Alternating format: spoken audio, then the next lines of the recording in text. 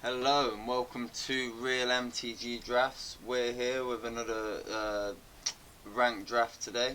We're going to be doing War of the Spark. We've had a couple of new followers, so quick call out to them. Thanks very much. Just a quick call out before we start. If you're watching this on Twitch, if you enjoy it, please leave us a follow. And if you're watching it on YouTube, leave a like on the video.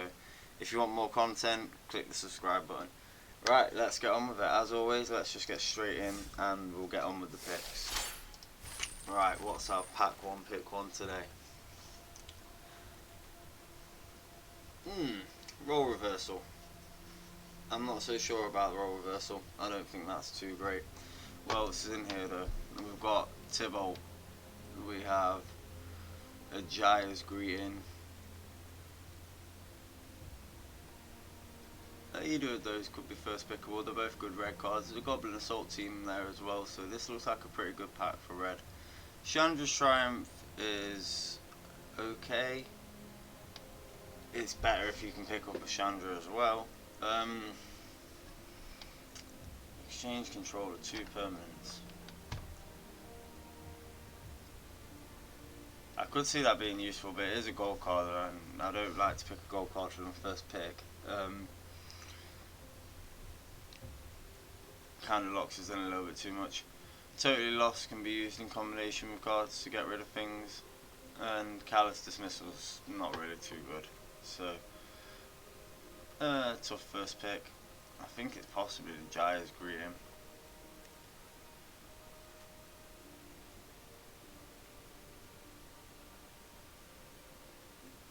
Chandra's Triumph is better than Jaya's Greeting. Is it Tybalt? Do we just take Tybalt straight off the bat? It's a pretty good red card if we're going to end up in red, and it's probably the better card in the pack here. I suppose it's between Chandra's Triumph and Tybalt. Opponents can't gain life versus... Do you know what, we'll take the Tybalt. I like Planeswalkers when I'm playing War of the Spark, it feels right. So we'll take that. It's not the removal of either of these though, is it? Do we just take premium removal? I don't see much else in this pack that's worth taking for pack 1, pick 1. So maybe we do take the Chandra's Triumph instead. Tybalt is a better card, I think, though, overall. We're not in best of 3. We can pick up some removal a little bit later on. There is some common removal like Jaya's Greeting, so Chandra's Triumph's not completely necessary. I think we'll take the Tybalt. Nice, they said. And a Jaya Venerated Fire Mage, that's a nice next pick, but there is a Spark Harvest in this pack. And Augur Bonus is okay if you're in blue. What else we got? Battlefield Promotion, Eternal Taskmaster, Thunder Drake. Centaur Nurturer is a good card as well. I like Arboreal Grazer and Centaur Nurturer. Centaur Nurturer is a little bit expensive, being 4 mana. Arboreal Grazer is a bit better. I quite like that. Spark Harvest definitely the best card in the pack. The question probably is, if we're in red, do we want to pick up that Jaya over the Spark Harvest? If we pick up the Spark Harvest, we're free to move into black. I like to try and stay a little bit open in the first picks. I don't want to lock ourselves in too much. I don't know whether we'll see another Spark Harvest. It probably won't wheel to us. Looking at the amount of black in this pack though, black could be open. It is only second pick though, and they've taken the rare, so we're not really sure what was in the pack beforehand. I think we'll pick up Jaya or Spark Harvest. Spark Harvest is definitely the better card. Jaya can be handy though.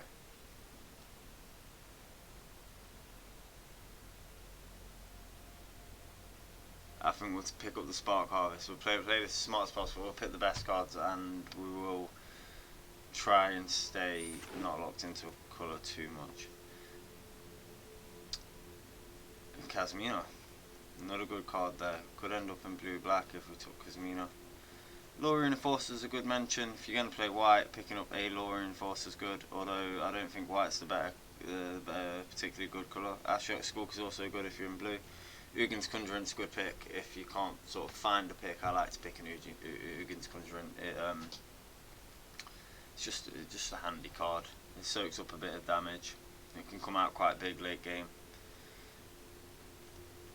I might persuade myself to take it there. Toll of the Invasion's another really good black card. If you can pick up a couple of them, you can rinse their hand. It also allows you to get rid of whatever their most powerful card in the hand is, such as Planeswalkers, that kind of stuff, especially in Wards, especially in the form in Ward Spot Limited. Sorry, it's just a very good card to pick up in some senses. I'm not seeing much else good for black though in this pack, and Ugin's Conjurant versus the Toll of Invasion this early on. I think Toll can come back round sometimes. Kesmina is probably the better pick.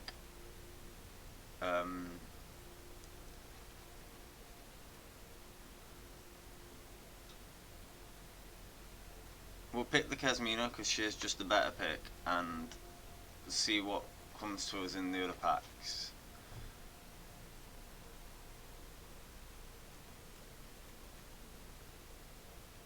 This pack's got a fair amount of blue open, considering it's had 2 picks out of it. So I'm just not sure where to go. It could be Ashok Skulk's a good pick. I'm between Ugin's Conjurant and Kesmina.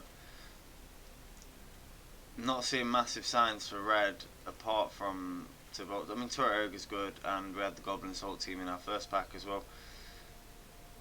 Toll of the Invasion doesn't really say the black's open, and white I'd rather stay away from unless we see a particularly bomby white card. Although, is that a second Law Rune Enforcer?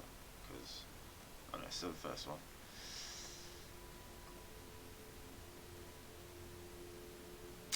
Kesmina allows us to loot. We could even play red black and splash Kesmina. So actually, yeah, I've persuaded myself to Kesmina there because we can just splash her in if we want to. Bond of Insight. Quite like that.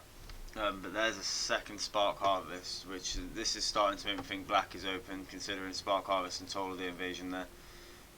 There is also a Spellgorger Weird and the Skyfear to Strix. If you can make that, make the red blue spells matter deck, that's not too bad. Spark Harvest is definitely the best card in the pack, and the second one's not going to go amiss if we're going to end up in black.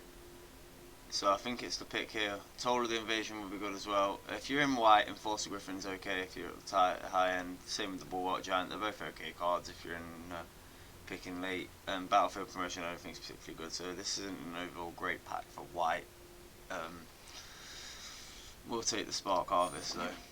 Second Spark Harvest, and there's a Narset, so that's going to pretty much say that we're playing black-blue. Narset will allow us to get those 2 Planeswalkers out as well. And there's a Strix, which is a good blue card. We have seen a couple of we've seen that's the second Strix we've seen. Considering where we are in the picks, Narset still being there.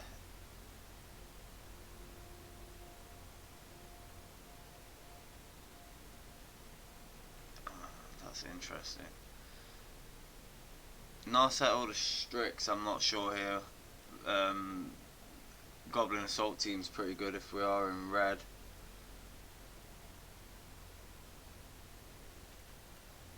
We'll pick that Narset up. Many mysteries to uncover. Ooh, here's a bit of splash for us all across the bottom of this pack. Oh, I don't like Prismite. That's not good splash.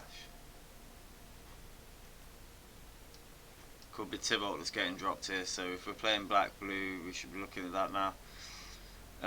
Dust Mantle Operative's okay, but there's not a huge amount of power for till we get to the later game. And Crush Descent's okay if we're playing the controller game, which quite frankly it looks like we might be doing here.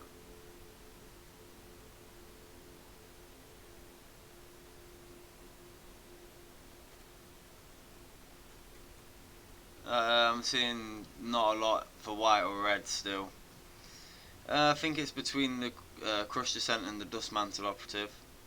I suppose we'll try and pick up an Ashiok, Skulker or something for our top end there.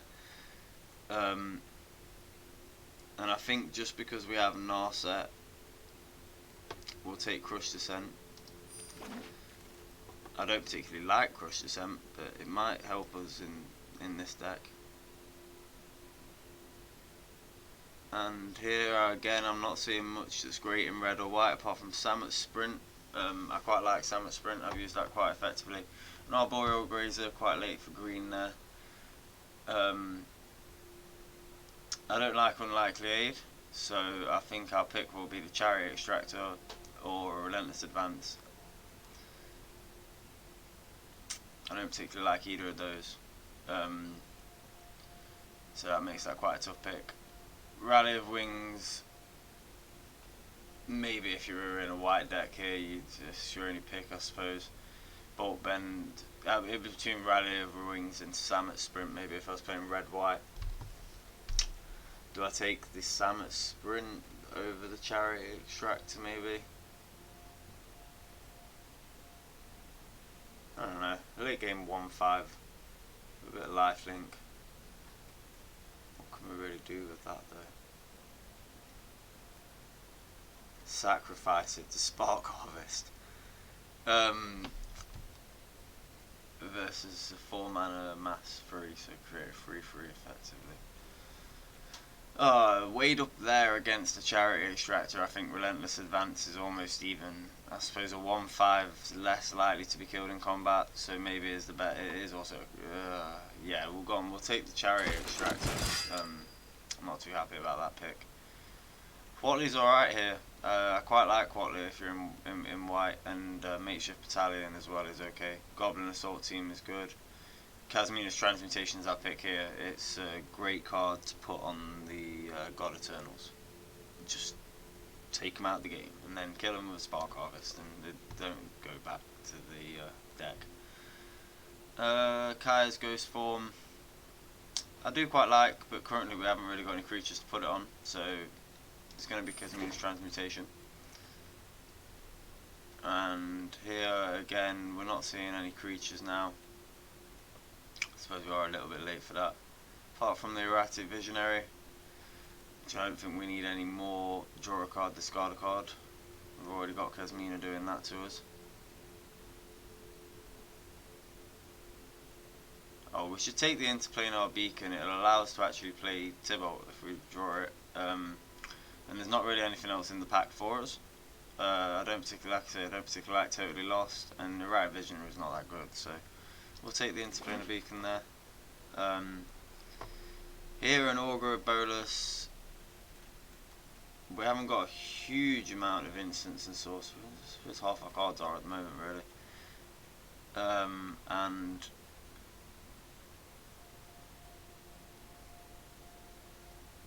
Vampire Opportunist, because of the ability costing so much, is really just a 2/1. I suppose every now and then you will get the ability off, but yeah. Shriek Divers, not too bad I suppose, but you're going to pay 4 mana to have him coming with haste. Versus staying pretty much blue, I think we'll take the Augur of Bolas, even though it's a 2 mana 1/3, so it's a reasonable blocker at least, I suppose.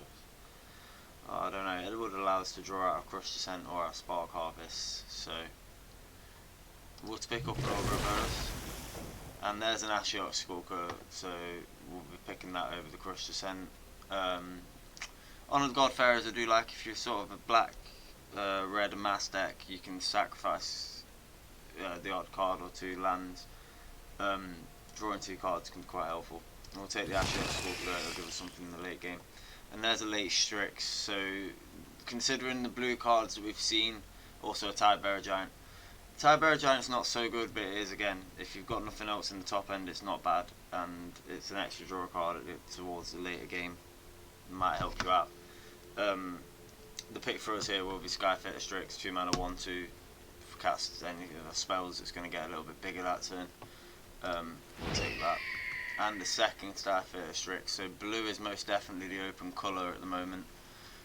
That seems like an easy read considering the amount of blue cards that have come around to us that are good.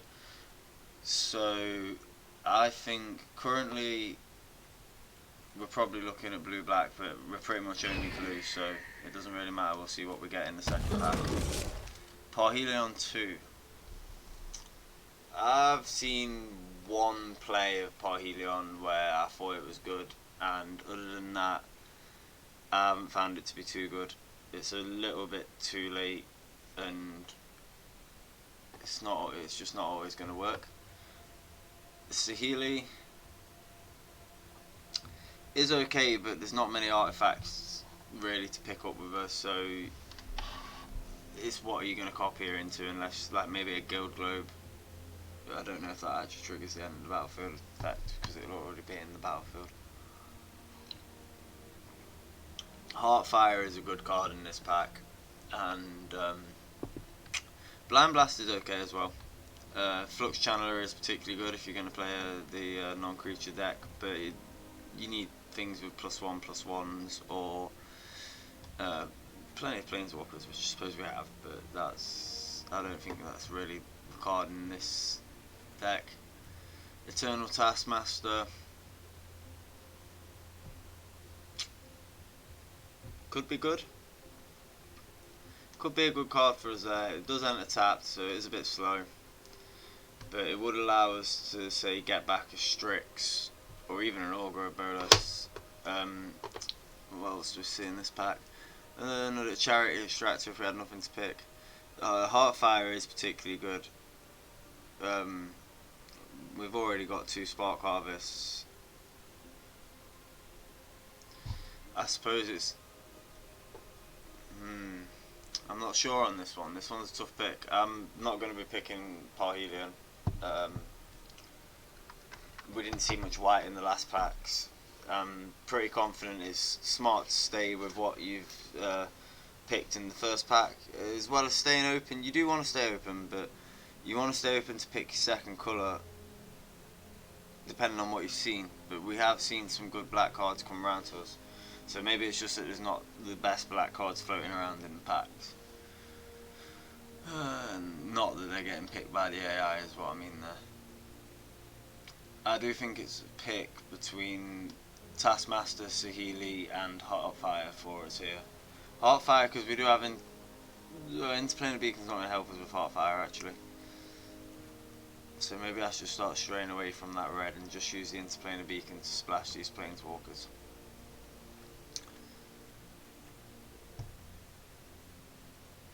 Where are we at on a mana curve? Just a quick check here.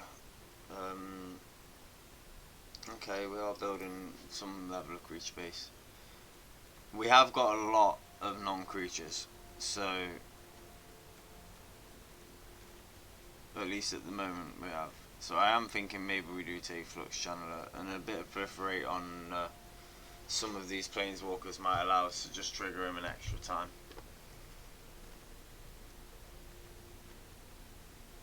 Ooh, such a tough pick this one, I think. I like a couple of the cards in the pack, and I'm not really too sure whether to pick the Taskmaster. I don't know how good he is. I've not actually played him. I can't remember seeing anyone play him either.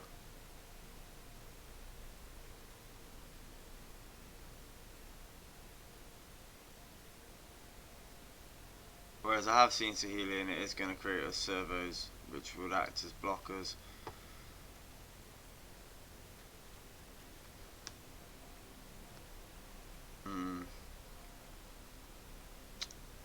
Okay, we'll pick Saheeli, because in a sense she's still just blue. Is she better than Flux Channeler?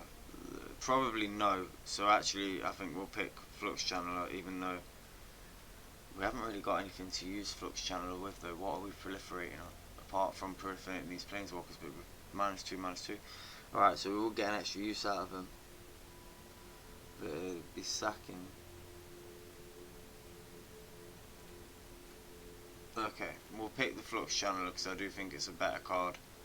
Saheeli's not quite as good in terms of this deck, I don't think. She's going to allow us to create lots of totals. She would allow us to go wide though.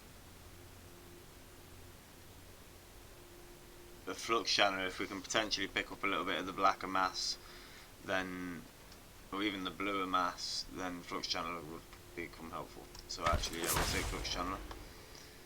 And with second Tybalt, I think we will take second Tybalt over an Ugin's Conjurant though, which I also like. I do like to have one in the deck. Law Reinforcer is good if you're white in white here. Again, we don't really know what the AI's picked apart from the fact that it was the rare.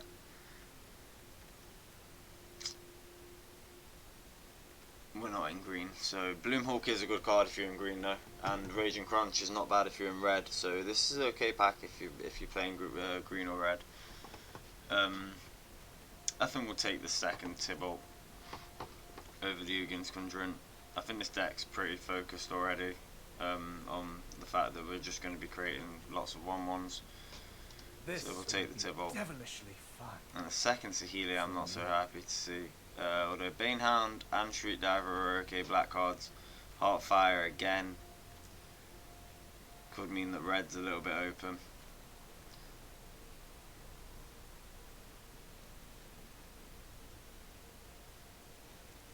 And what have we got in terms of end of the battlefield triggers apart from Augur of Bolas? At the moment not a lot, but we could actually use that for Planeswalkers. So actually we'll take the Rescuer Sphinx the Rescuer Sphinx here. It will allow us to return maybe a Planeswalker to our hand, use the end of the battlefield triggers again, use its abilities again, and also bounce any creatures we went in the battlefield like Augur of Bolas back to our hand. So we'll take the Rescue Sphinx there. In this pack, wow, that's a lot of white and green. Again, I feel like the system on Arena tries to trick you. It is definitely what I've noticed when I've been playing, into trying to change colour in your second pack, and you usually get a reasonable payoff for sticking colours. Not always, but occasionally. Price of Betrayal is not bad, but we are also a little dipping in creatures, so Tidebearer Giant might not be bad, but we have got Skulker. Tidebearer Giant's a lot better than Chariot Extractor, although it's more expensive than the Skulker. But it has an end of the battlefield trigger that we'll be able to repeat with that Rescue Sphinx that we've just picked up, whereas Price of Betrayal is not as good as Spark Harvest. So actually I think we found the pick is Tidebearer Giant there, just on the off chance that we repeat that enter the battlefield trigger, we draw an extra card. Can we actually do that? Is that how that works? Non-land permanent, yep, so we can do that. In terms of what are good cards in this pack, I think New Horizons and Bond of Flourishing can be okay, it's not always though. Arboreal Grazer. Maybe Snare Spinner if you need to block a creature with reach, but it's not really big enough to actually block some of the flyers that you see, so it's between Tidebearer Giant and Price of Betrayal in this pack for us, I think. We're not really black or red yet, just to point out. Like, we could take out the Chariot Extractor and the Spark Harvest and all of a sudden we're not actually playing black, we're just blue. So we could take Sarkhan's Catharsis, but it's not the best red removal.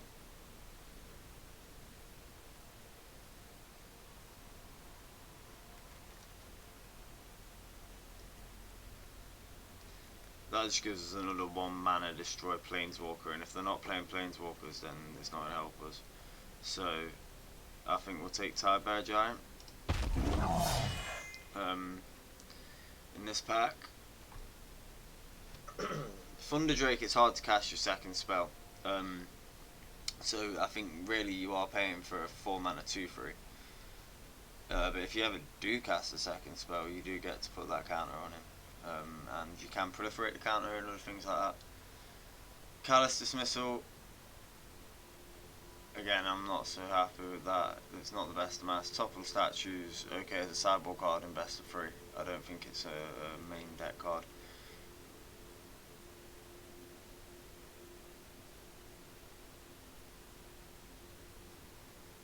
we could play Vraska's for a finisher here. It's not the best card, but it's better than what I'm seeing the rest of the pack. Apart from Gateway Plaza, which would allow us to be a little bit more splashy. But I think we'll take it requires quite a bit of setup. Vraska's finisher does. It can be done, but not if the board's stalemated, and then it's a tough one. Is it more valuable to us than the Gateway Plaza now? And I think maybe, just because of how lacking we are in creatures that are at least power level.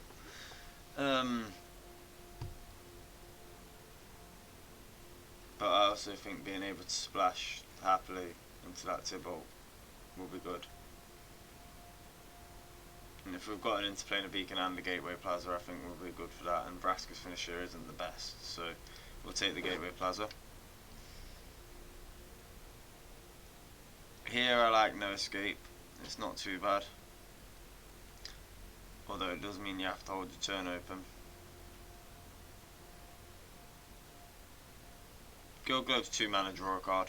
So it is sort of okay. You can use it for a little bit of fixing. Aid the Fallen's okay, especially if you're getting a couple of these Planeswalkers back. This looks like a pretty good pack for green. Is this the kind of deck that I'd play Globe in? Is this the kind of deck that would benefit from having the Globe?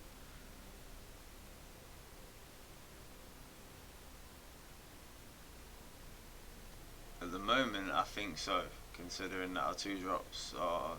We've got a Kasmina's Transmutation in there as well. And it's between that and the No Escape.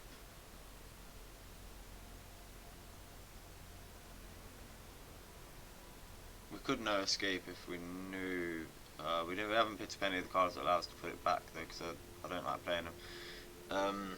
We could counter the creatures that we knew were coming out if we, for example, encounter a God Eternal. I think if we stay blue here, we can splash if we see anything good in this next pack. And I think if we take the Guild Globe, that just gives us a little bit more ability to do that. And I'm not too fussed over it. Aid the Fallen is a good card though. So it's between Aid the Fallen and Guild Globe, I think. And I think here I'll go for the Guild Globe. I haven't picked it really when I've been drafting, and let's give it a try. Here we have just got Totally Lost, so would have been good to pick up that counter spell. I don't actually see anything else colour wise for us. I don't really want to splash into a 4th colour by playing Cruel Celebrant, and I don't really think it helps us too much. So Totally Lost is the pick. It'll be the first time I've played that in a deck. Here Spark Reaper is probably the pick. Watergale Crocodile is the pick if you're in green. Return to Nature maybe if you're playing in best of 3, but currently in best of 1, yeah, Watergale Crocodile. For us it's between, I suppose actually it's not between anything, because Wall of the Runes is okay, Aid the Fallen is okay, but Spark Reaper is actually quite good. So that we'll use. Chainwit Cyclops, maybe if you're in red. Blind Blast. There's a Lazartech Behemoth there. There's another Arboreal Grazer if you're in green. If you're in green, you could have had about 5 Arboreal Grazers, but I've not seen anything else that I'd have wanted to pick. I think there's 1 or 2 Arlen's Wolves. And a couple of New Horizons. Battlefield Promotion again, I'm not too big on. This would be a tough pick if you're in white.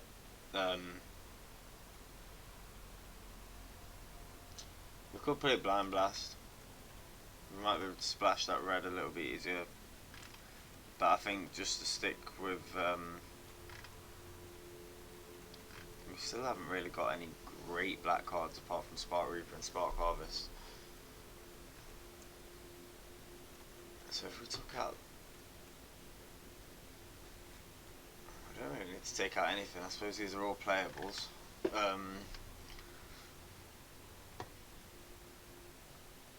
So on that judgment, maybe we do pick up Blind Blast, so that we've got some draw card, because they are all playable, I think.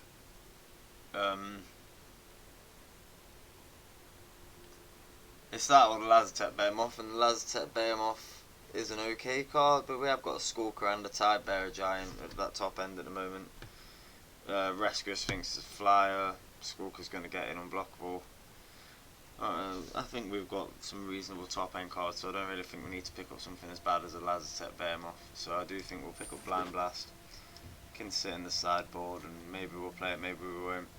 Here I think we'll pick up Akaya's Ghost Form. Again, I don't want a Lazartech Behemoth, I've just debated Behemoth over another card.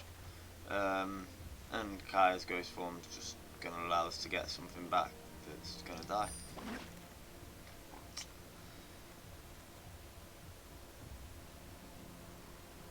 Godfarer's statue, I think, is almost unplayable, although someone did manage to kill me with it in a long game a while back, so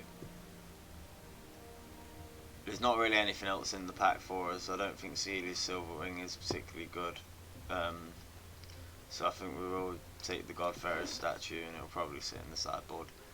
Here we'll take the Sarkhan's Catharsis. That's a really late Sarkhan's Catharsis. Versus a Bulwark Giant or an Arboreal Grazer. That's another Arboreal Grazer. And another. So they're wheeling.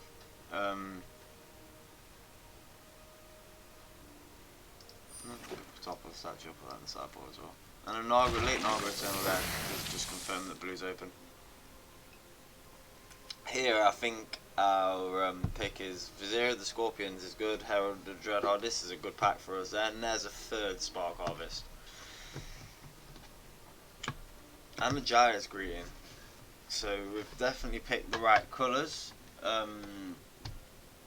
Tolsimir is not that good really. And there's another Ugin's Conjurant. I'm curious as maybe we take a second Casmina's Transmutation, but Vizier of Scorpions is good and is going to help us if we can get a little bit more mass in this next pack. Herald of the Dreadhorde is not as good as Vizier, so, and Street Dive is okay. So that's 3 mana for a 2/2, but gives him more Death Touch. He's a 3/2/1 flyer. It's between Spark Harvest and Vizier of Scorpions, and I think because we've already got 2 Spark Harvests, although if we played 3 we could just remove any other removal we've got from the deck.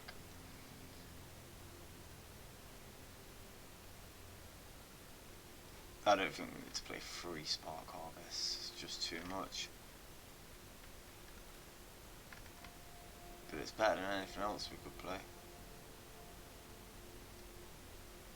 It's definitely the best card in the pack, but I'm only debating it because we've got 2 already, and maybe I don't want us to start passing up some of these lower end creatures that we might want to have, Flux Channel and things like that.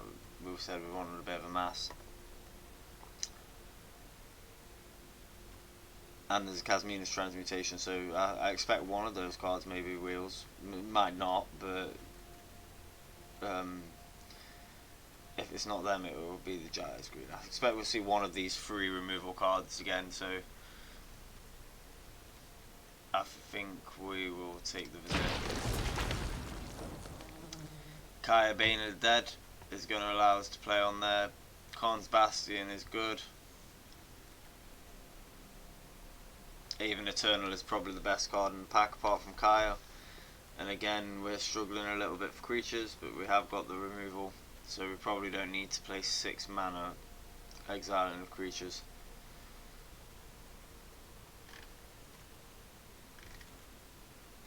Although, apart from 1 Casmina's Transmutation, how are we going to stop God Eternals? So, oh, it's hard to pass that Aven Eternal around, but Kaya's a really good card and she's in our colours.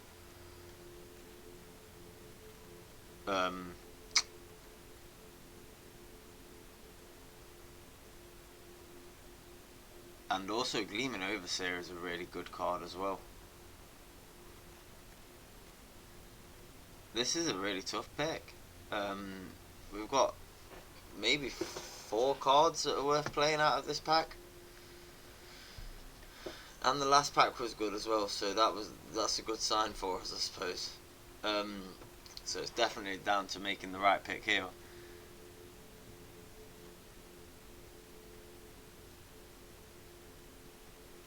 What's better, Kaya or Gleaming Overseer? I'm wholly unsure on that. Giving all of our zombies hexproof and menace though makes Gleaming Overseer seem quite attractive. Although Kaya being able to exile anything is also a very good card for us to have. So that's Sovereign's Cross, that's very giant. We don't need them in the deck anymore at the moment. Probably take the Globe out now as well, I don't think we're going to need it. I think we're definitely blue-black. So I'm seeing... If we're definitely blue-black, maybe Overseer is the better card.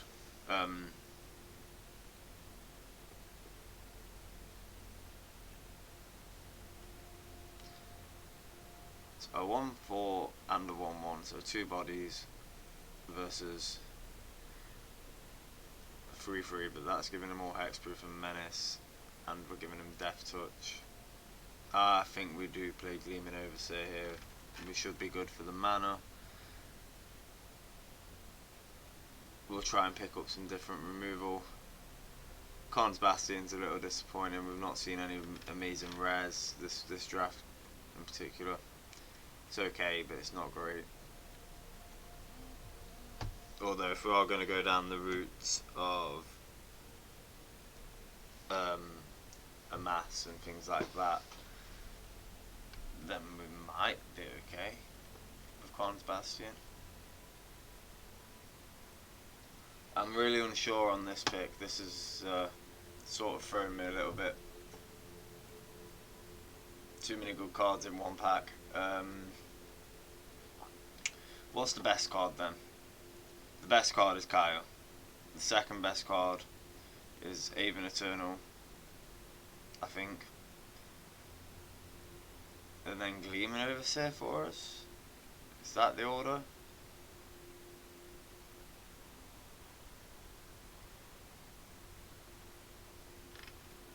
We already have some pretty hefty big cards here to cast.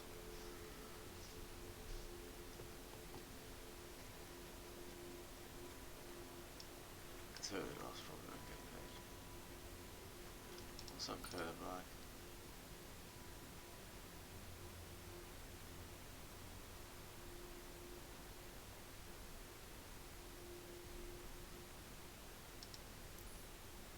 Right.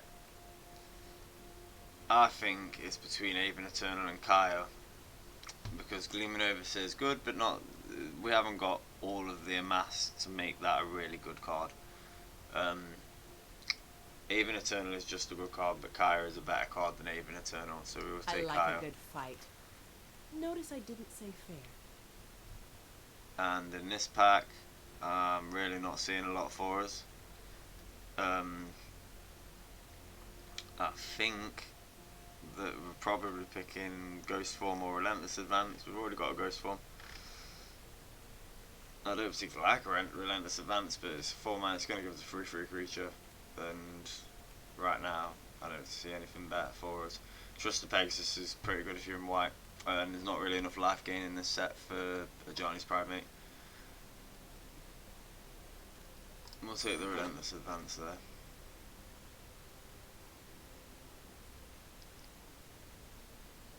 Here, I think it's the Vampire Opportunist, just because we're not. Well, how many creatures have we got now? We probably don't want to be playing Naga Eternal.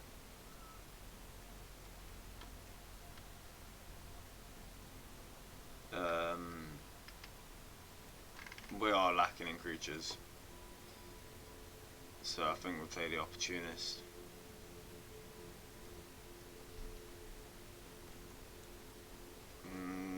Right, Visionary has more chance of staying alive than the Opportunist does. Although they both get killed to all of the kill spells, I think. Night cleared, maybe.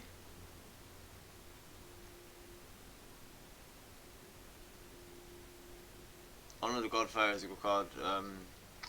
Vivian's Grizzly is a good card if you're in green.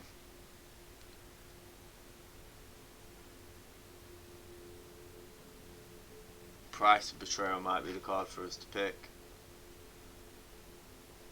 Be the second one we've seen.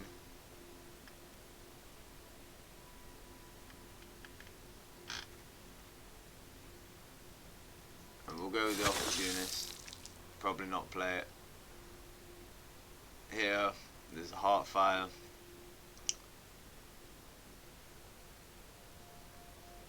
I'd like to say it looks like red could have been the open colour, but I've not seen anything amazing in red that suggests to me that it's any more open than black is.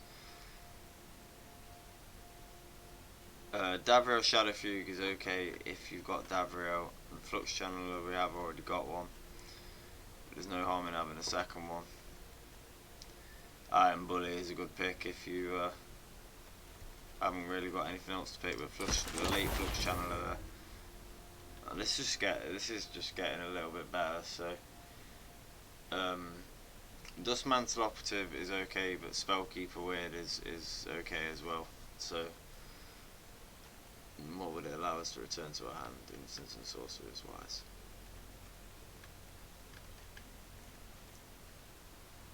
Only Spark Harvest, really. So it's not really going to play much into us. And if we could take that out to replace it with a Dust Mantle Operative, I think that would. So we take the Dust Mantle Operative. Devouring Hellion's okay. Toll of the Invasion, that's really late. That's really late. We don't need a second Ashiok Skulker. And I don't think Stealth Mission is that good, so that's a nice easy Toll of the Invasion pick for us there.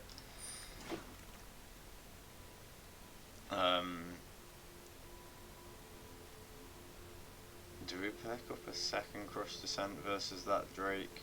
Because I mean, when we get to 4 mana, we have got creatures.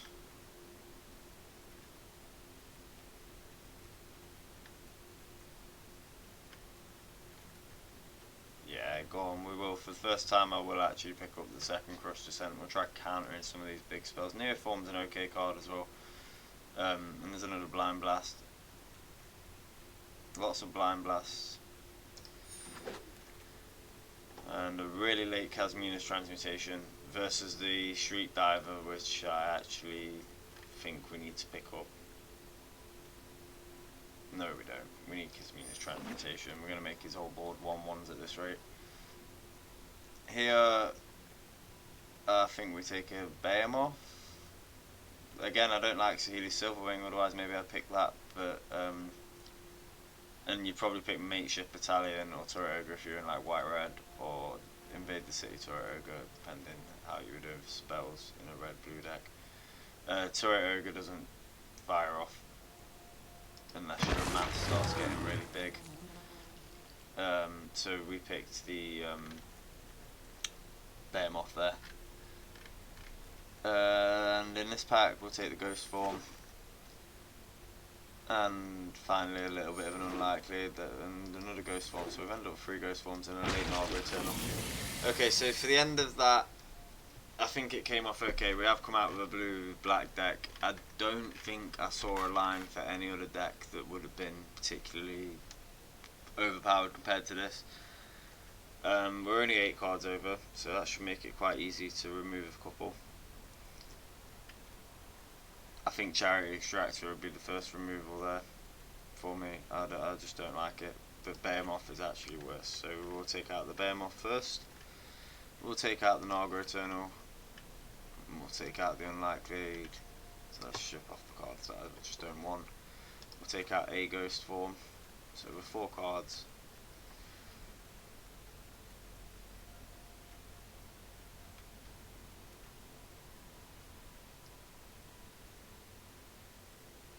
I think we keep Crush Descent in because it does amass 2, so we're sort of getting a creature out of that. You're getting a 2/2 for at least casting it.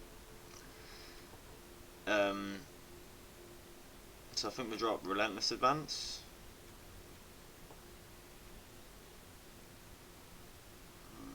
3 more cards. Charity extractor goes now then. I'm liking the curve at the moment. This is looking alright for a deck, I think.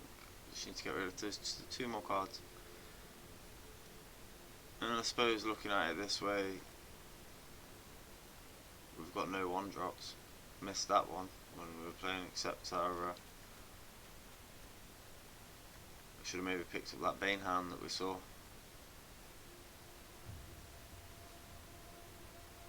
But I feel like we've got some good 2-drops there.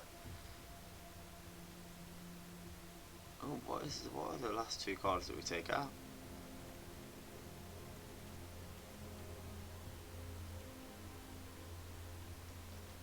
Do we take the lands out? Do we No, I'm not running 15 lands, I've done that before, it didn't work.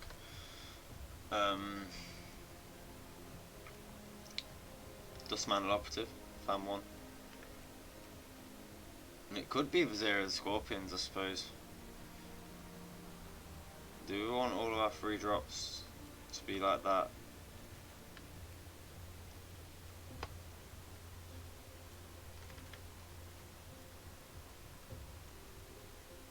We'll take out a Flux Channeler, I think.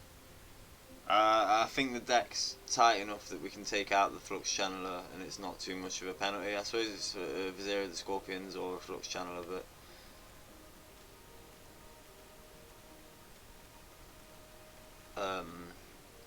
it's tough. I think Rescue Sphinxes are going to play quite well for us. Sorry. It's 4 mana for a 4/3, and we'll bounce one of our creatures or planeswalkers back to our hand, so that's going to work quite well.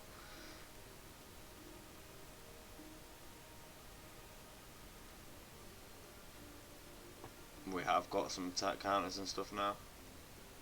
And we'll take out another Kai's Ghost Swarm. And I think I'm quite happy with this deck now. It's a little bit out of my style. I don't usually like to play a blue control-y deck like this, but I think I've worked it around that it can be aggressive enough that I'm happy with that. Okay, let's get on with the games. Hope you've all enjoyed watching the picks. If you like it, please click the like button, hit the follow button if we're on Twitter, if you're watching live on Twitch, and hit the subscribe when you get a chance on YouTube. Let's get on with the games.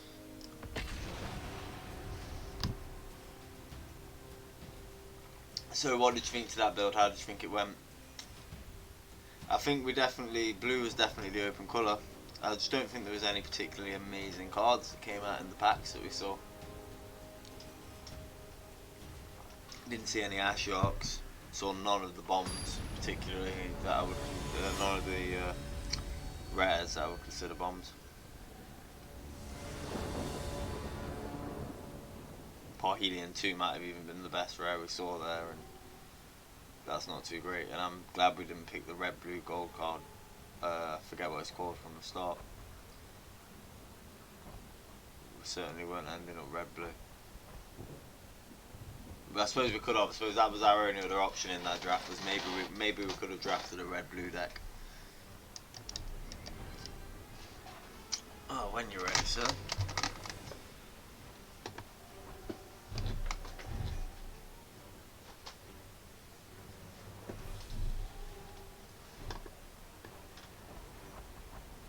I've had this a lot recently. People taking a long time to just start the turn.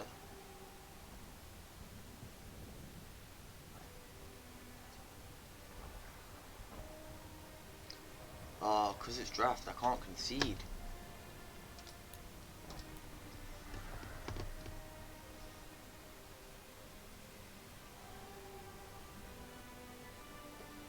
Do they get a timer before they press play first? Or can you just sit on that screen forever?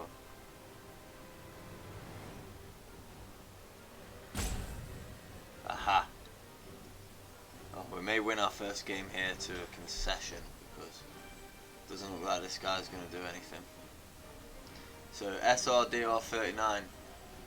Probably not the best idea to leave the game on in draft.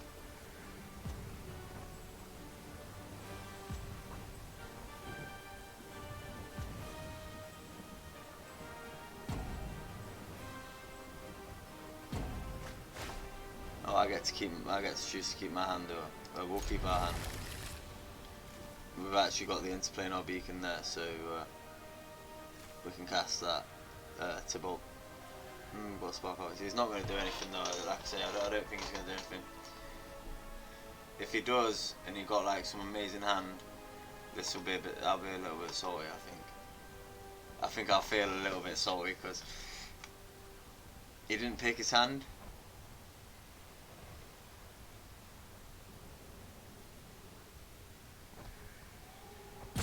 We don't know what he's picked in his deck.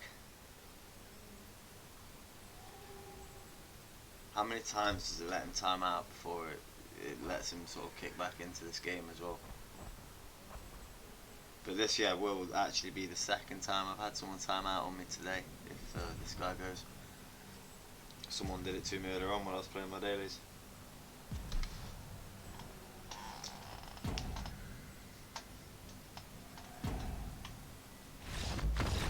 And there we go. So game one unfortunately was a no game. He didn't even play. Although I did like the look of our hand.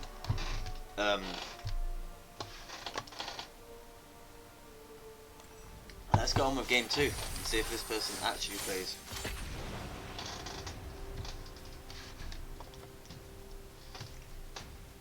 That was a shame, wasn't it?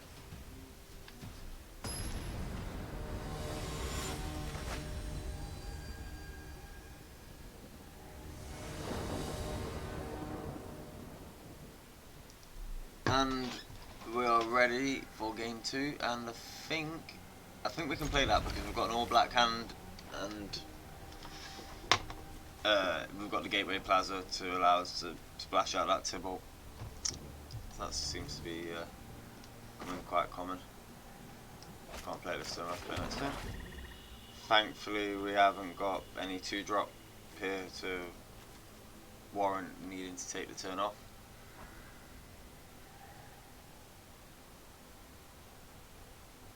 Oh, come on, not again. This one's Alan. Alan! Come on, Alan, play!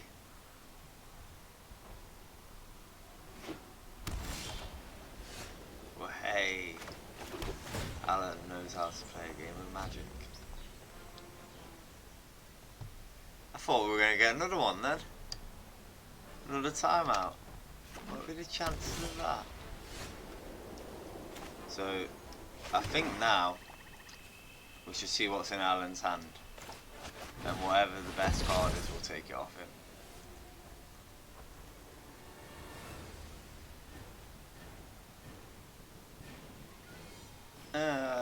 Will his Tybalt do much to us? His best card's probably Sarking's Catharsis there, but the Tybalt is probably the one we want to get rid of. No, we'll get rid of his removal, so he can't remove our creatures. It's got to be the best way to play that.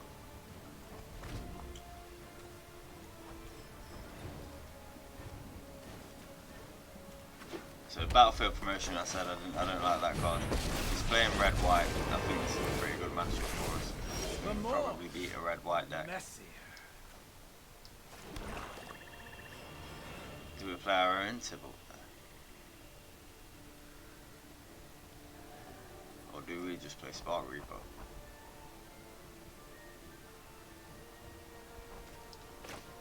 We'll play Tybalt. We'll play Tybalt, and because we can see what's in his hand, we'll swing. Enjoy With. and live like a We'll swing at his Tybalt, because then he'll block. That's fine, I'll happily trade off that. The zombie was basically created for free. Look at his hand. We'll create our own devil now. So we did end up a point behind on our Tybalt there, but I think that was probably better for us. We at least managed to kill off one of his devil tokens and fire it at us, which is good.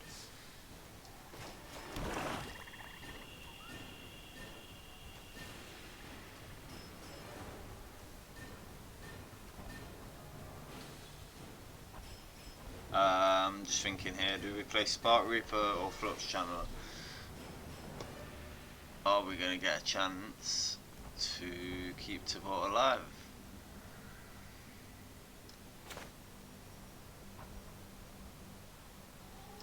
potentially. So I'm going to play out the flux channeler just because there is a very small potential that on a block I can keep Tibot alive for another turn and the flux channeler alive for another turn. He did just give all his creatures vigilance though, so that hasn't played well for us. Logston Sergeant's played. Right, it's only turn. We've got a bit of blue mana. I think we could play Kaya here, exiling his Martyr for his Logston Sergeant. We don't know what that other card is, but I doubt it's as good as his Logston Sergeant's probably quite an important card. I like a good fight. So we'll No, exile that's that. unfair. You won. And Apparitions then we'll come create in. another devil. My assistants are And then- painfully sloppy. We won't attack because we still have stuff to do. I don't feel like losing those devils this quick. And the Sky Fetish Strix is nice there for us. Spark Reaper's nice. We've managed to get it all out. And then next time is the Tidebearer Giant. So this game I think is going quite well.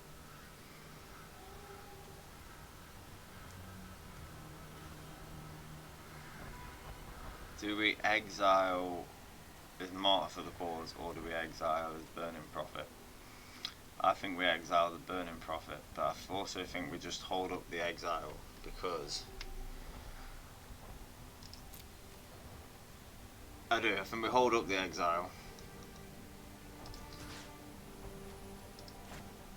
We won't attack with the devils. The reason I'm holding it up is because one, he hasn't got anything that can get through to us. Two, if he plays out anything better, I'd rather exile a bigger creature with it off this activation. I suppose he could just destroy it, but there's the reason I held it on. I'd rather get rid of the 4/5 than the 2/2, and Spark Harvest just allowed us to Don't gaze too sort long some of into that the stuff out abyss. even I've better. said a lot of things We could just pay 4 for Spark Harvest. He hasn't got anything left in hand, so actually we'll go Tidebearer Giant. Let's lose a life to draw a card, let's see what else we can get in our hand. Ghost Form. Swing with the Strix here, and we're not planning to gain any life, so Tibot's no threat to us now. If he proliferates, we can just get it off. So we'll start chipping in for that damage. Like I said, War of the Spark does go long. It's what I was talking about when I was drafting. It does. Some games just don't. They drag, and you end up with a board like this, Raging Crunch. I'm pretty glad we've held up all these spells, because what we can do is I'm just deciding what to enchant.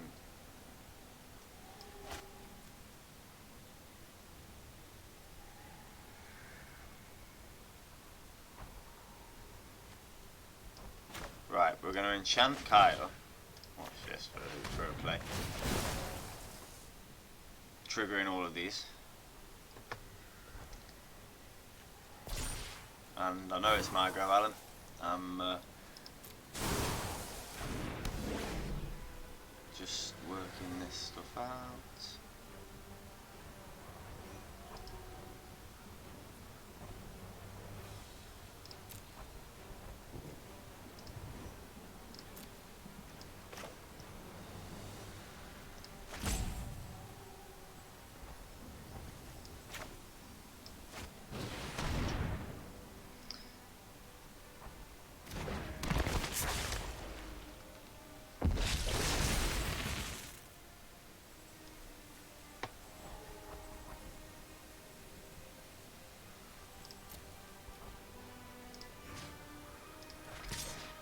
I know it's my go, I'm just making sure I get it alright. And you're saying ups, but it's not really ups, because if you put out anything super big, you keep saying ups. I suppose I could have done a little bit more in that particular turn. I didn't play that turn out to its optimization. I think he was putting me off by saying ups so much then. Lorien Enforcer is actually the card that will kill Spark Harvest here. We'll not have him tap down our best creature. That's as simple as that. For the second Tibble, okay, how do we play this out properly without messing it up? It's time to sack Kaya. No, we sack Tibble.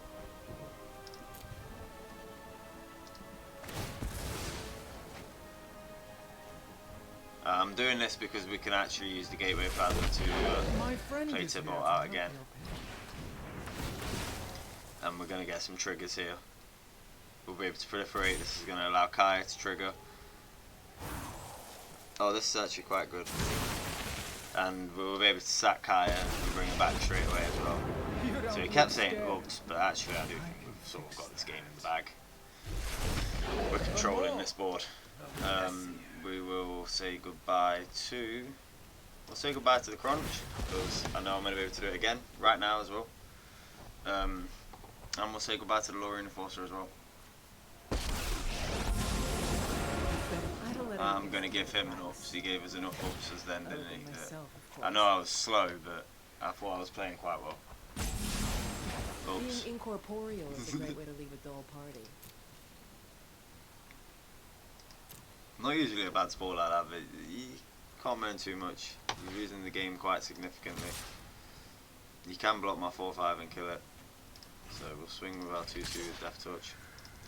Swing with a couple of these 1-1s as well, and they conceded. It is because it's game. Or it might have been because I was going super slow. We'll never know. I wasn't trying to go slow. I was trying to go as quick as I could. A pattern matchup. Not a bad card. So that's 2 wins. Deck seems to be playing quite well. Definitely got a decent amount of control in there.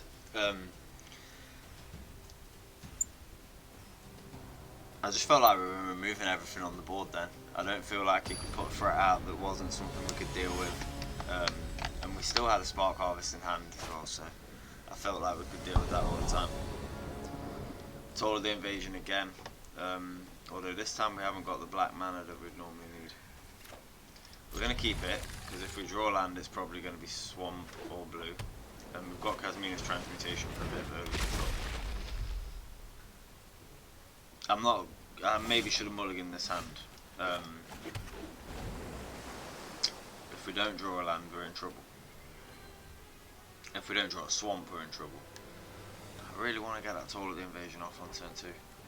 On turn 3, sorry.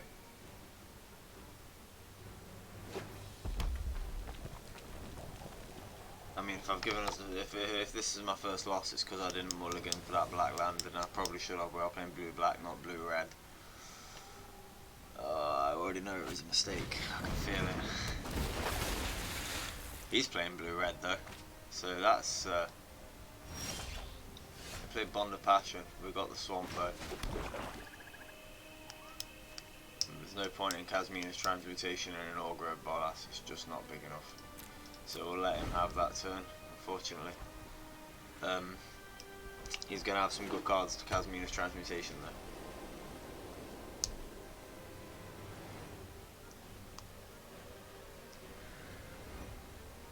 I don't know whether we can control out the faster decks in this format. I mean, there's not, so most of the decks are quite slow, but you can be quite quick with a mass every now and then. The blue-red deck does take a little bit of a while to get itself going. Right, let's see what's in his hand.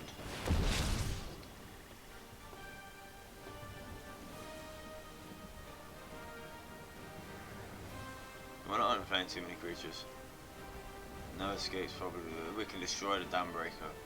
So we'll take away no escape. Although I don't want him being able to fiddle with our board at all. Did I read Bond of Passion there? Not probably. Yeah, it's not. He's way off 6 mana, yeah. We are actually going to have to take that. We can't really do anything to the blockers.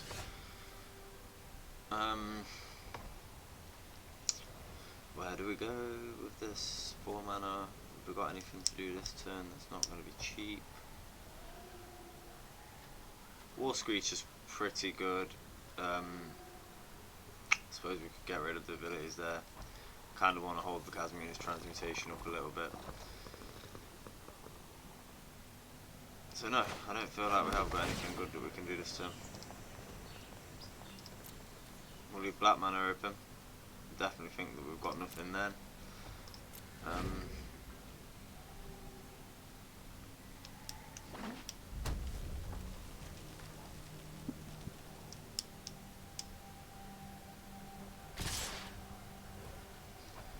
Again, no blocks. I don't like not blocking there, but there's no point in us just losing our creature. I'll tell you what. Let's go get our Toll of the Invasion back.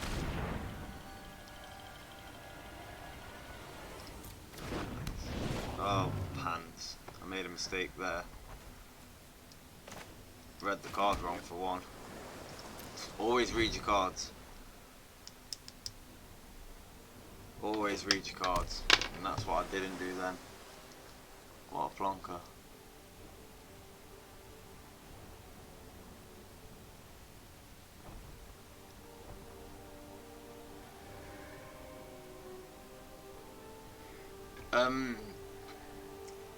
I've made a couple of play mistakes in this game, it seems.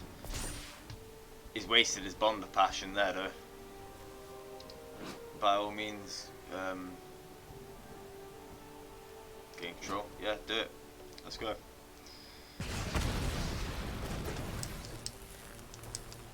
Oh, we actually chose to kill Sphinx and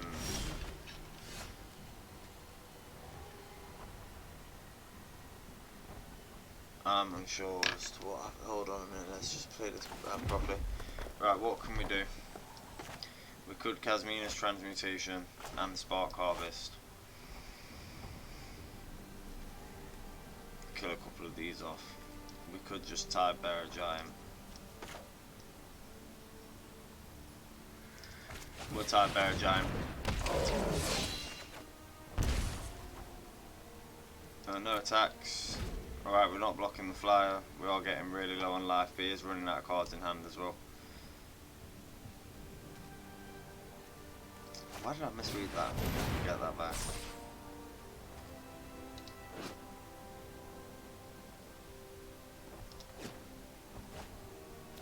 Tap it to draw a card. This time I will block. Well,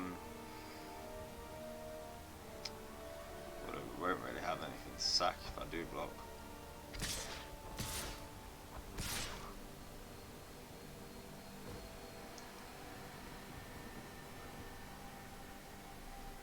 This is going to be really risky. That's how I'm going to play that. I'm not going to block. I'm going to go down to 4. I do think I've misplayed in this, so I'm really trying to sort of just swing it back and use that life as a resource to get us back in this game a little bit. Now next turn we've got to make sure to take out the right creature. Or even 2 creatures. That Swamp will help with that. So, if we were to cast Casmina, we can't cast, Kaya, we can't cast anything else, and we're only getting 1 creature out of the way. If we sacrifice the Spark Harvest and play Casmina's Transmutation, we're getting 2 creatures out of the way. So let's do that. Oh, we could pay 4 there, couldn't we? If we paid for 1, 2, 3, 4.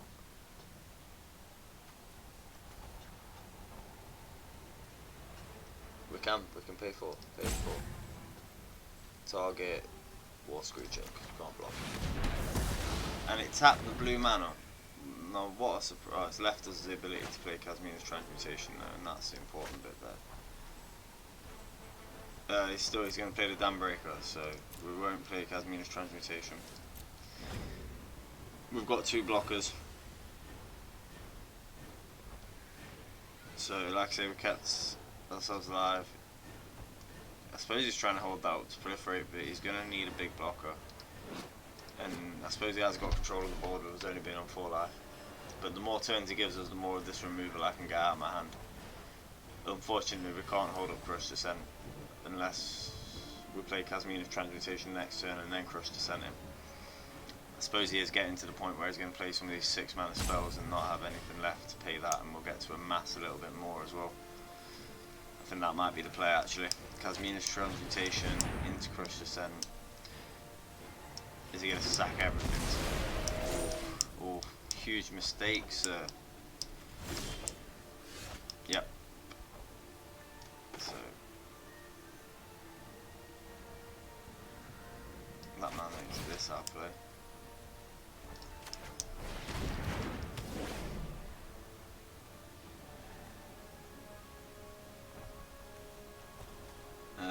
He has one.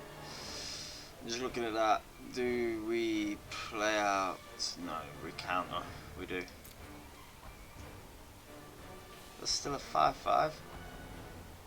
Ouch.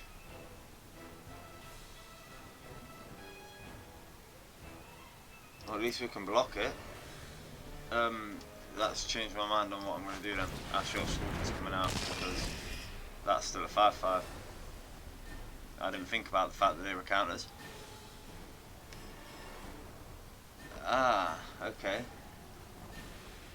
Well, what we can do instead, we'll just have to exile it. It was a bit of a waste. I should have waited and played Kaya instead. Didn't think that one through. Oh, I didn't realise really. Why did he choose Burning Prophet there and not Devouring Hellion?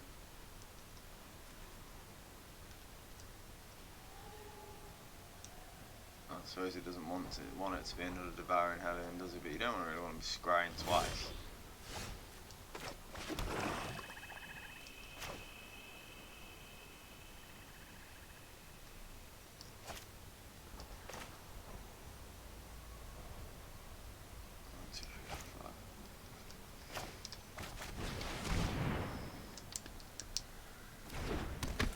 Right, and I'm actually going to hold open Crush Descent. Counter him wherever he plays next. No attacks.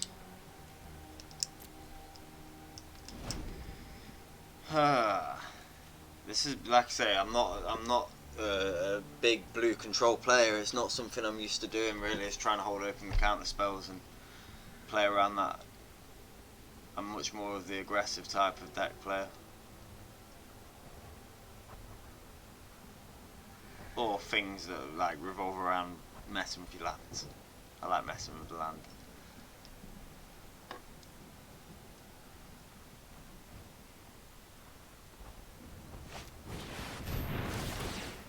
So he puts out his own Casmina.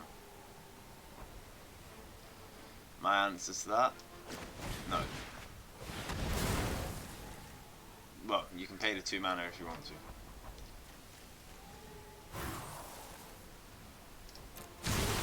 I'll still proliferate. He's got to think it. Pay it.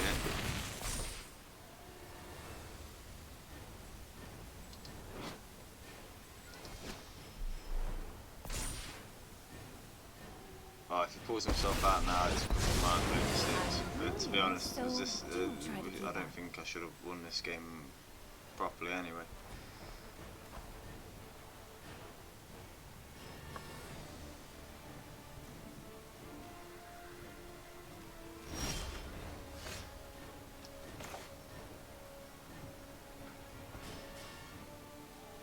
We have to play Kaya out here.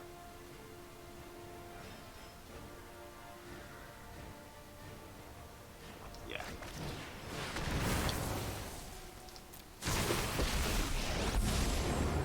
We've got her in 5-5 now. But I'm still going to exile his. I'll do that. Sometimes people Because it'll rely allow a us little to too start heavily swinging him. on the spirits, if you know what I mean.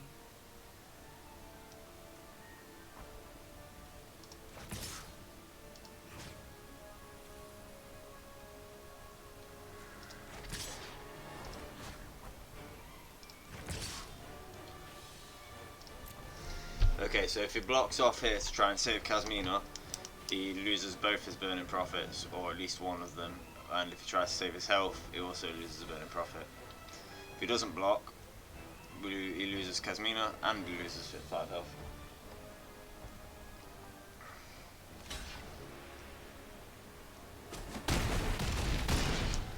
Okay, so he blocked one. Unpredictable. kept one burning prophet alive. Oh, sorry, I forgot. Yeah, of course. One of them's got +1/+1.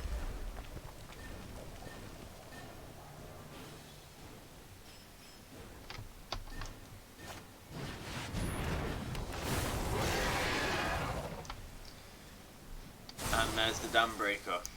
Kind of been waiting for that to turn up. I wonder why he's chose to play it now. Other than to get his Casmina back up, proliferate that counter and make that bigger. I suppose I can see reasons why he's chose to play that. Sam at sprint, gives it haste. Yep.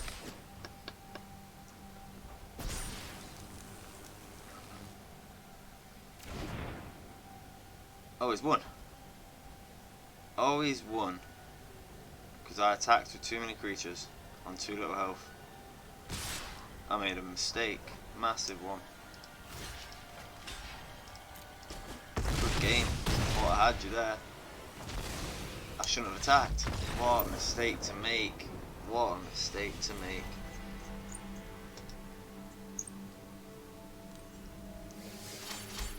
Right, my mistake. I don't think we should have lost that game. I feel like at the moment this deck's doing alright and we've got a good chance.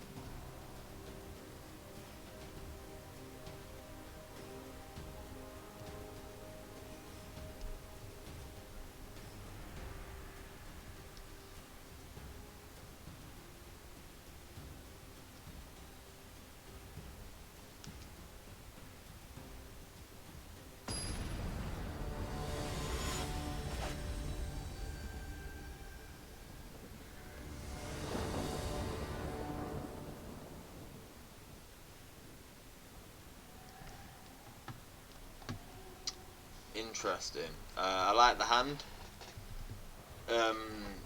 Yeah, actually I quite like that hand. It's pretty good. We could go turn 2 Strix here, or we could go Augur of Bolus into Strix, into Flux Channeler, into Spark Harvest. There's a few options for this hand. I suppose it depends on what they play in theirs. We'll keep it.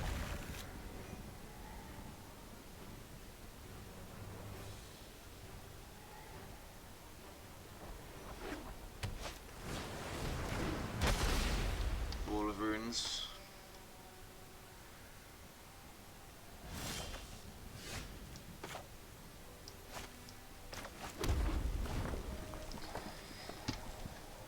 Hello Malachi. Mark, of course, is playing blue-white. We can expect a few flyers, I suppose, then.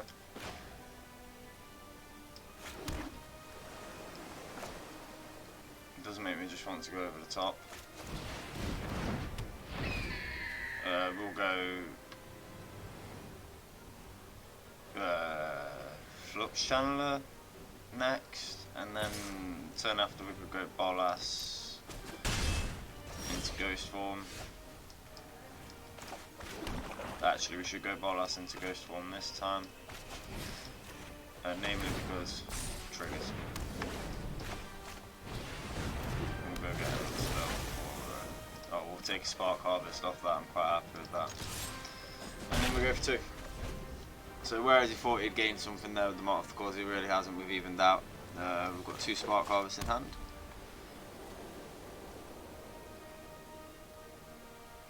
Question would probably be, is he going to tap out? If he doesn't, I'd like to draw a land so that we can get a bit closer to casting these 2, the Skulker and the Tidebearer Giant. But at the moment it looks like we'll just be playing down the Flux Channeler.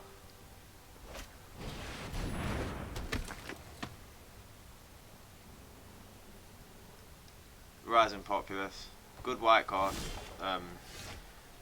Don't think the blue white's particularly the best set in this set.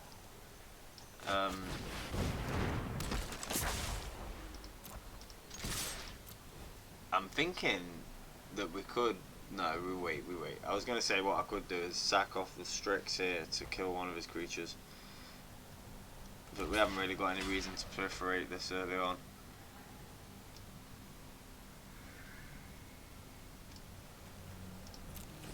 Don't know why I swung with the Augur of Bolas there. That was a slight mistake. I need to start paying attention.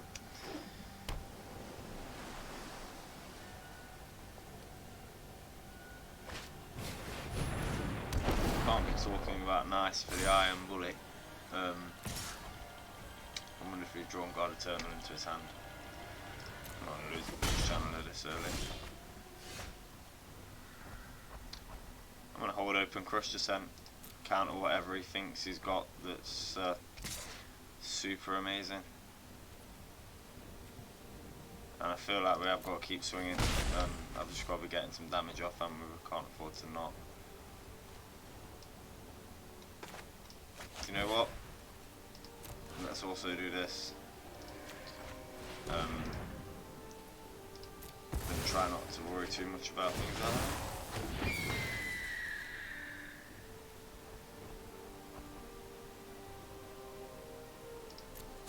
No bonus. We did just make his Rising Populace too big for us to block though, so that was a bit silly.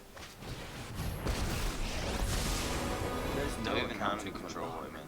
Maybe yours will hold. We're studying contrasts. I'm excellent and you're, well, not.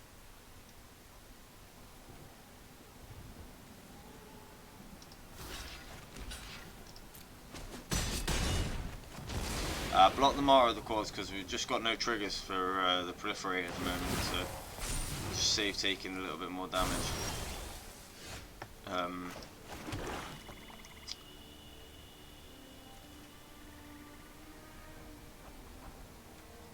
And now I'm also starting to think we just Spark Harvest to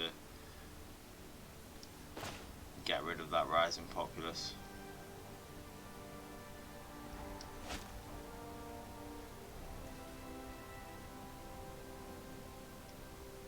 I'm quite confident he's going to play something pretty good next turn though, so I just feel like I need to wait one more turn before I get a Spark Harvest of the Populace, because I want to Crush Descent whatever he plays this turn, and Martyr for the Cause. I'm not Crush Descenting now. Oh, we wasted a turn there.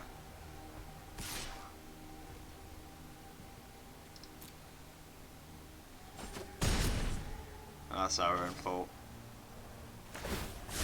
Looking to elevate yourself? Perhaps a pair of stilts?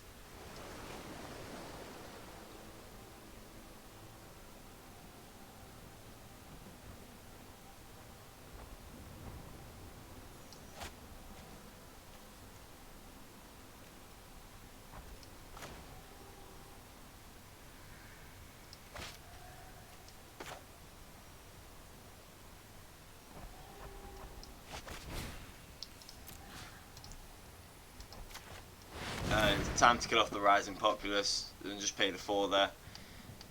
He's prevented any damage. Oh, nice.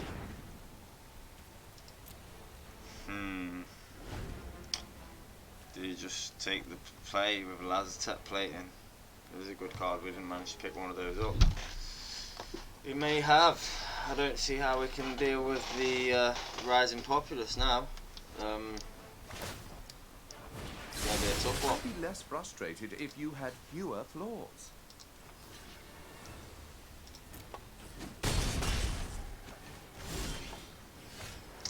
Two Crush Descents, that's not helpful.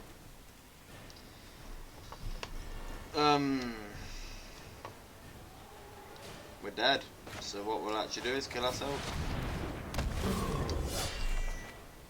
Good game, sir.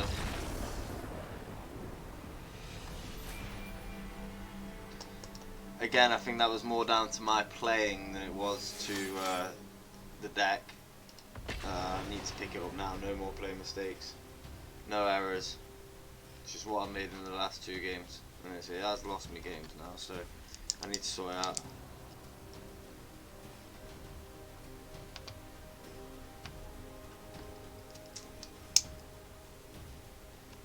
What does everyone think to the draft? I feel like I've thrown those last 2 games away. Although, but on the other side of that, I do feel like the deck is playing spectacularly, apart from me myself not playing spectacularly. The deck itself is good. That's a pretty low mana hand. We're gonna have to mulligan that. We'll play that one instead.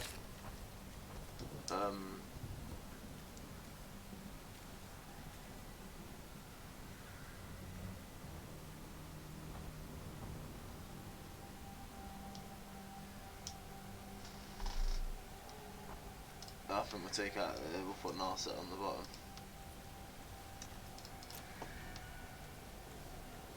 But I mean, that's not a happy hand by any means. Our land is awful. Oh, if we wipe out on this draft now because of the land, that would be super disappointing. Come on, we need to draw a land. We don't want the game to screw me. Come on, don't screw me, game.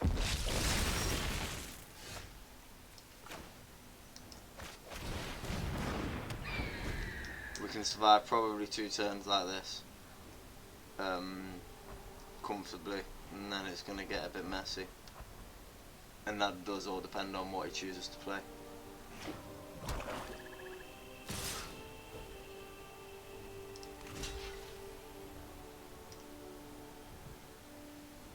feel like I'm being baited in here. I am being baited in, I know. If he's got the card that gives you Death Touch, gives creatures Death Touch for 1 mana, it's Blade Brand. Is that this set? I can't remember. I played that many sets recently. It's getting a bit confusing. Oh,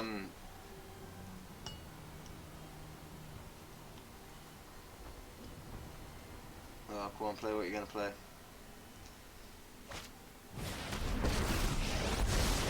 Under my instruction, my students are loyal and brilliant. I could turn this hand over into land. That would be ideal.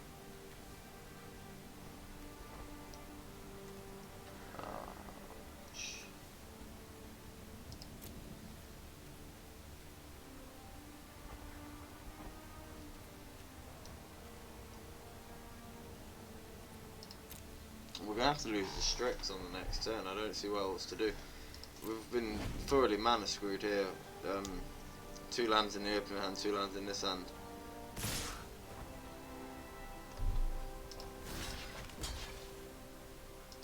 We've got a block on the off chance that he hasn't got anything, which apparently he didn't.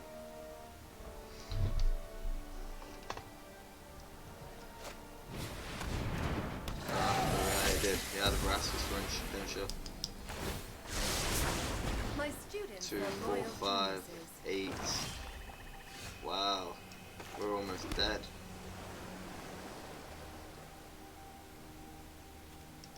We need blockers.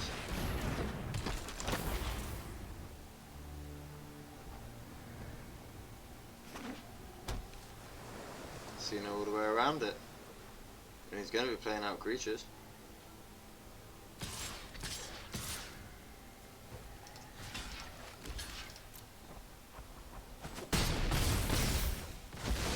Gotta get rid of those creatures now.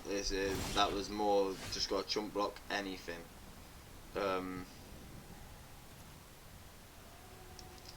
toll the invasion here. Or do we just put that on another flux channel that allow us to toll the invasion is going to keep us alive.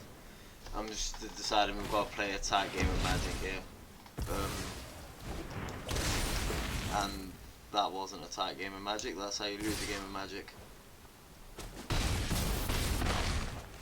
Ouch.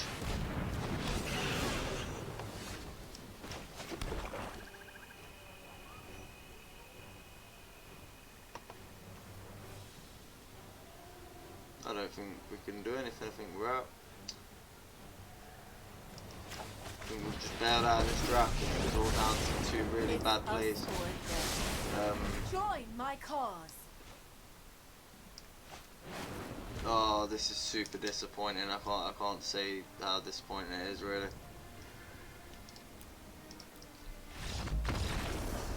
I don't know what to say about that. I thought we were doing so well. The deck itself was playing brilliantly.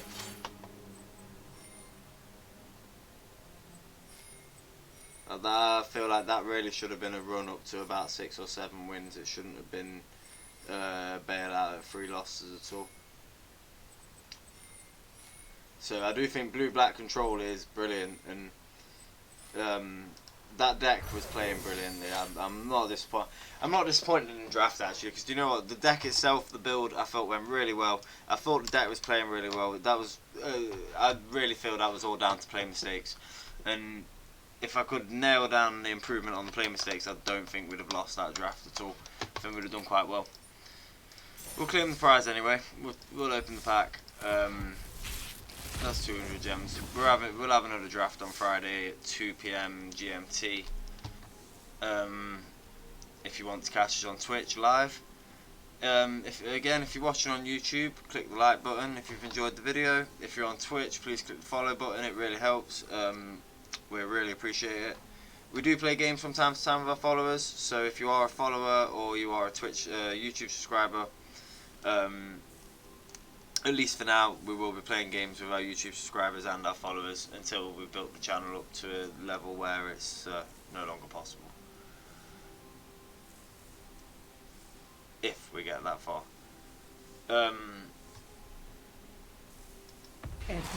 Vivian, Champion of the Wild, not too bad. D-Spark, also not too bad. Obnixis Cruelty, good card. So that was a pretty good pack. Anyway, thanks for watching. We've been Real MTG Drafts. I hope you've all enjoyed the video. Catch you all soon. See you later.